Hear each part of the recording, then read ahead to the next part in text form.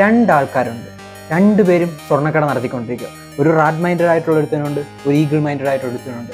Same കട, same square feet, same material, എല്ലാം same. എല്ലാ സ്വർണ്ണക്കടയിലും കയറുന്നിട്ട് നല്ല AC ഉണ്ട്, കംഫർട്ടബിൾ ആണ്. ഇങ്ങനെ രണ്ടാൾക്കാരും സ്വർണ്ണം എല്ലാം നല്ലോണം ഡിസ്പ്ലേ ചെയ്യാൻ വെച്ചിട്ടുണ്ട്, ഭംഗിയായിട്ട് വെച്ചിട്ടുണ്ട്, ഒരുക്കി വെച്ചിട്ടുണ്ട്, ഡെമ്മിയൊക്കെ ഇങ്ങനെ അടിപൊളിയാക്കി വെച്ചിട്ടുണ്ട്. പല ടൈപ്പ് സ്വർണ്ണങ്ങളും ഉണ്ട്.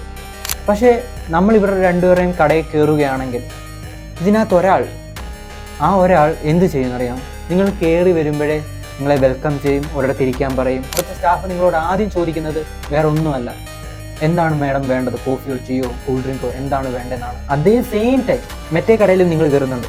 അവർ ജസ്റ്റ് നിങ്ങൾ അവിടെ വന്ന് ഇരിക്കുമ്പോഴേ അവർ നിങ്ങളോട് ചോദിക്കുന്നത് ഏത് സ്വർണ്ണം വേണം, ഏത് ടൈപ്പ് വേണം, എന്താ മാഡം വേണ്ടത്, അങ്ങനെ കാര്യങ്ങളാണ് ചോദിക്കുന്നത്. ഇനി നിങ്ങൾ ഡീപ്ലി ഒരു കാര്യം ഇമാജിൻ ചെയ്ത് നോക്കൂ, ഈ രണ്ട് കടക്കാരും ആരായിരിക്കും ഏറ്റവും കൂടുതൽ സെയിൽസ് ബ്രേക്ക് ചെയ്യുന്നത്? ഏത് കടക്കാരനായിരിക്കും കസ്റ്റമറിനെ ഏറ്റവും കൂടുതൽ സാറ്റിസ്ഫൈ ചെയ്യാൻ പറ്റുന്നത്?